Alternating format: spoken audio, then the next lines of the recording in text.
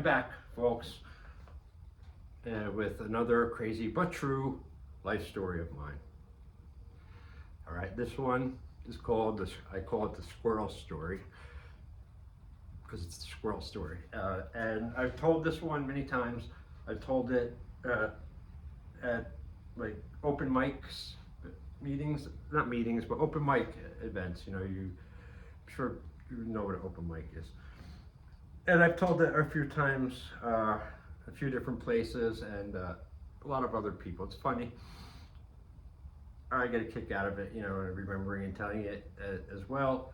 And it's also not bloody. It's not ending bloody and vicious like the lawnmower incident.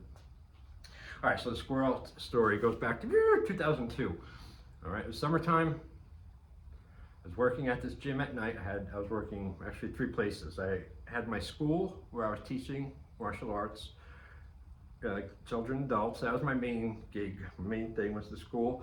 And then I taught at another place, another school for someone else. Twice a week I taught their school.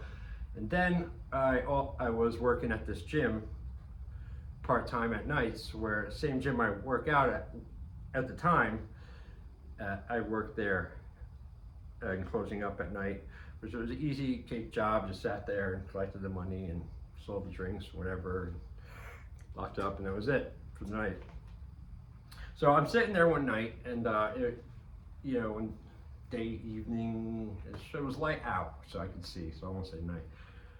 But and I'm sitting there, and the door was open. This gym was like it's just an apartment building, and the first floor was all gym equipment and gym stuff, and then the basement was all gym stuff, and the top 2 were apartments. So I was sitting there. It was hot. The doors were open, and earlier in the day, you know, I was there when it was, you know, warmer. I was working out, and this squirrel came into the gym, and like, you know, ran around, terrorized everyone, and ran out. And I saw him come in. It was earlier, but I was doing a set, and I couldn't be bothered. It finished, and it was gone already when I was done. So I'm sitting there, and then out of nowhere, it's real quiet. The little fucking squirrel comes back in, go right back into the gym. So I get off the chair, I run over, you know, I stomp, you know, make a noise or something, and the thing, you know, fucking ran out of there. So yeah, no problem. There was no one there except me and this one other guy, this big guy, tough guy, Henry, his name was, about 250, real big, tough guy around town. I've known him since high school. He was the last one to leave, and so he left, and I'm getting up, I'm getting ready to leave and lock up, and then I hear him screaming outside, you know, like, ah, like a moving scream, you know, like someone running. And I go to the door, I walk out, and sure enough, I see Henry across the street running. I don't see anyone behind him. Nothing's behind, no one's chasing him, but he's running, real running. You can tell when someone's fucking around and when someone's scared and is running for whatever reason. So he's running. I'm like, what the fuck? You know, where are you running from? You know, I screamed to him, and he just, you know, he kept running. And then that's when I saw it, the break between cars, the little fucking rabid maniac squirrel was chasing him. And right across, chased him down across the street, and he went and got his truck and jumped in, and he was safe, right? And I'm standing out on the sidewalk. I was laughing. Oh, it was so funny, you know, laughing. Like, fuck you, Jay, fuck you. You know, it'll get you. And I'm like laughing, just, it was so funny to me to see a big guy being chased by this little squirrel. And then the squirrel like hears my voice or something, I don't know, and it like stops. You know, squirrels stop, and you get that like Tourette's syndrome look, you know, like your hair is a little fucked up in the back, and just a rabid, that crazy kind of squirrel fucking maniac look they have. Looks at me. And it was just like with a person, I swear to God. You know, guys, when you're a guy, you're gonna fight, something's gonna happen, you're getting into it with another guy. You look, you can tell instantly when you have like, it's on. Who knows what it's gonna win, but it's on between both parties. Like that was what happened with the squirrel and me. And I looked at it, and I was laughing, he stopped and was looking at me, and then I stopped, I looked at him, and I go, I know that's there. And then the squirrel starts, started coming straight for me. And he was about, I don't know, like property and a half away or whatever. Like maybe 50 feet, 60 feet, something. I don't know, about that, less than 100 feet. And he's running at me. Now Henry's laughing at me. He's like, what are you gonna do, Jay? Big karate. And like, they bust my chops. They know I do that stuff. And I'm sitting here, and as the squirrel's coming at me, the first thing I thought to myself was, I'm not fucking moving. I'm not running, and I'm not fucking moving with this fucking squirrel. That was the first thing that went through my little Terminator brain. No run, no retreat, stand ground. And so it's still coming at me. So I love animals. This is not, I don't hate animals. I love animals probably more than most people. So this is not animal hatred or cruelty. This is self-defense. And so I yell and I scream as loud as I can. I stomp, I make this big, show of force to scare the fucking squirrel. One that would probably would have scared a person. I could have scared a person with that easily. The squirrel was unfazed, and he just kept coming at me. And like, this is a couple of seconds only happened. I'm just slowing it down so I can story tell it. Because it's fun. Each time I remember more and more little details sometimes. So at this point now, the squirrel's about 15 feet away from me, 20 feet tops. And I'm still in the same thing. I had tried one more stomp, show of force to scare him, deter him. Didn't faze the motherfucker at all. I gotta give him credit, that squirrel. And there is lessons learned from this. I'll say at the end about strength, kind of, and fearlessness. So that's why it's so important to not tense up really, and have your training, man or beast could attack you, you don't know. So I'm standing there, and then now the squirrel is about, 8 feet away from me. I'm just quick. And I'm standing, I don't know what the fuck to do. It won't stop coming at me, and I decided from the beginning I wasn't moving and I wasn't running. I didn't know what I was gonna do. I was just standing there, I'm hoping he'll stop, but he didn't. And as soon as he was about 4 or 5 feet away from me, right, he was like probably there. I was like, I'm just standing here like this by the door. I think he's gonna leave or something, and the motherfucker goes airborne at me, right on this angle. And then that's when the training just kicked in and stuff. I didn't even think about it. It was great. As soon as he got that close and jumped up, I went poof, and I kicked that fucking squirrel like a football or a soccer ball, and it went across the street, over the car almost. And it went over the hood of the car and onto the sidewalk. He landed, he was dazed from that. He looked at me again, and I looked at him like, you want another one? In my mind, get the fuck out of here. Stop terrorizing us, I'm saying in my head. The squirrel finally fucked off. So that's it. And, when I kicked it, right, self-defense, legitimate self-defense. I no problems with this. Boom! I kicked it, I saw it going boom, boom, boom, boom. It was kind of cool in a minute, because when those kind of intense life moments happen, I don't know, for me, things slow down a little bit, and I'm able to not only see them and comprehend, but I can remember better. So with the lesson that I got from this, and I remember I wrote about it in a journal, because it was a big deal. No, I'm sorry, this was 2001, it was not 2002, I'm sorry, because it was year 9/11, I remember that now. And all right, so it was 2001. So the lesson I took from it was one of strength, one of, I don't know if I want to say courage, maybe fearlessness on the squirrel's behalf, because think about it for a minute. The squirrel in size, like whatever size, even a bigger street rabbit squirrel, like a New York City squirrel, about that big, mostly, right? Now, compare that to a human. in size comparison. You know, I have no idea what it is, but it's probably like it's got to be like you know, hundreds of times bigger. All right, so now let's take this. Let's take that same fact formula and put it against a being that is hundreds of times bigger than us and proportionate to the squirrel and the human. Now imagine a human versus like a giant or something that much proportionately bigger than we were to the squirrel. That's beyond insanity stuff. To attack something that big, alive and big, with no fear or anything, just the way it was coming at me. And it was beautiful, actually, in a way. It's determination, it's fury, it's intent. Intention is fucking everything. Its intent was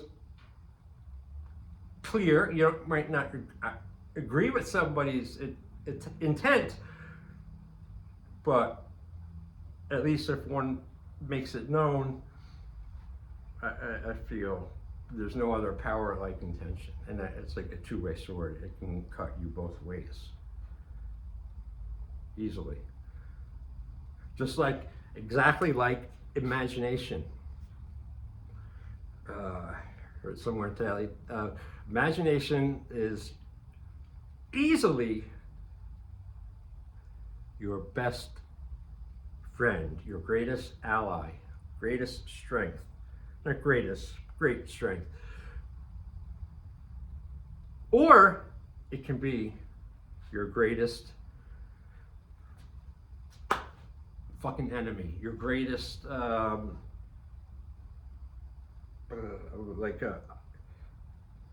enemy. That's it. There's no other word. It can either be help or a killer to yourself. It's up to you. Again, we control our perception. So I figure if we're the controllers of it, we control it, then we have to be responsible for it. And if you can, you should. Hold on a minute. I have to take care of something off camera. All right, back. I hate that. I really fucking hate that when that happens. When I get interrupted or disturbed while I'm doing something like this. It annoys the shit out of me. It's fucking hard. Get it going sometimes as it is. Never mind being interrupted and disrupted for things that you don't need to be interrupted or disrupted for. That's what pisses me off. You know, people can fuck up, make mistakes, fine, it's life, you know, human. Do it once, no problem. This is how you do it right the second time. Don't do it again. You do it again, now it's what? It's pretty intentional to me. It's clear to me a person's intentions is that they're doing it on purpose, or they're that fucking stupid. They can't figure that out. You just told them the answer and they knew it and they forgot it already. Or, you know, they are maybe too mentally lazy to apply it, which I find rampant these days. Actually, it's always been rampant. People, so many people are, I don't even know what the word, beyond, you know, mental laziness. You know, it's just as bad, if not worse, than the physical form of it. Aggravates me, and I have no tolerance for it. And if that kind of shit comes near me from anyone, I send it back right. I mean, no, right away. Get out of here. You know, fuck off. You know, no. You know, don't be invasive. People have enough bullshit to deal with, you know. You don't need to throw your shit on them. Have a little integrity. Suck it up. Don't complain about it and make it worse. You know, take some honor in that. in the fact that you're demonstrating self-worth to yourself by not coming apart and falling and constantly regurgitating your problems, everyone you see and hear and tell, or contribute to other negativity. A lot of people like to manipulate the light in the where everyone's focusing on off of them by highlighting, things that aren't so good for you. People are fucking unbelievable. There's some good people, hell yeah. There's a lot of fucking rotten grapes out there, let's say that. I'm trying to control my cursing a little bit. I'm trying to, for a while, it's been like a year or 2 years now, I'm trying to control the cursing. And after a whole life of doing it with no control whatsoever, no want of control, a little bit harder than I thought, but there I am making excuses myself. See, I'm a prime candidate a lot of times, sometimes do as I say, not as I do, that type of shit, but I try to minimize that, very much. I've been in front of people one way or another since I was 20, yeah, that's when I signed up at the school. I started helping as an instructor there as soon as I was a yellow belt, and I've been at it ever since.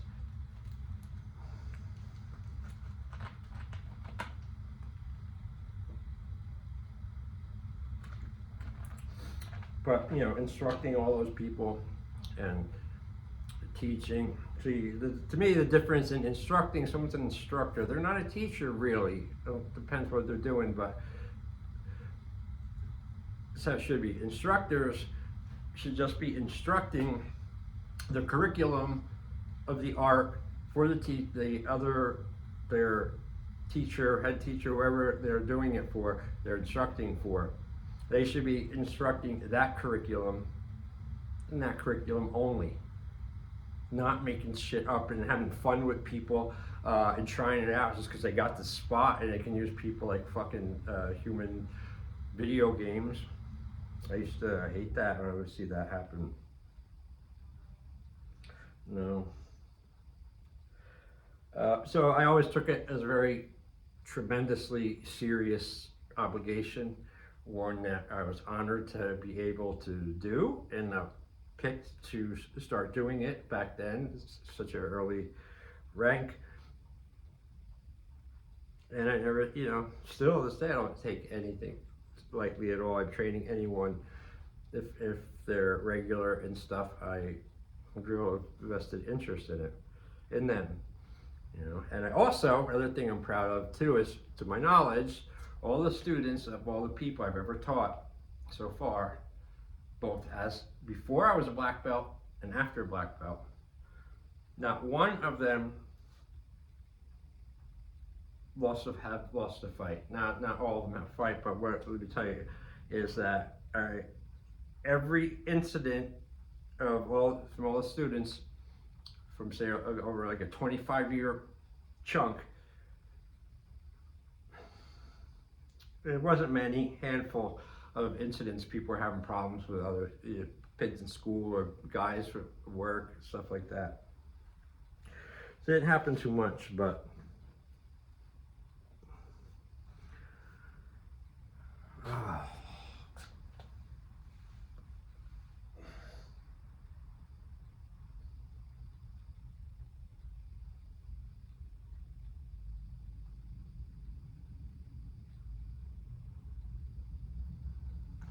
I'm sorry, I just blanked out there for a second. I just remembered something that I had to do. Phone call I had to make by 5 o'clock, I believe it's 5 o'clock now.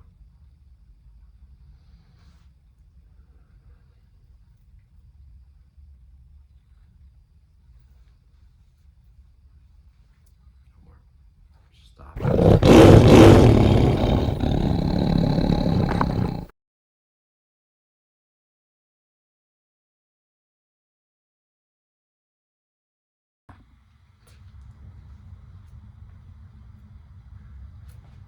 Okay, the squirrel story.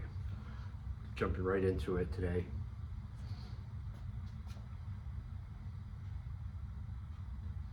Almost. I almost jumped into it perfectly, but I hesitated for that brief moment. That's all it takes for hesitation to fuck you.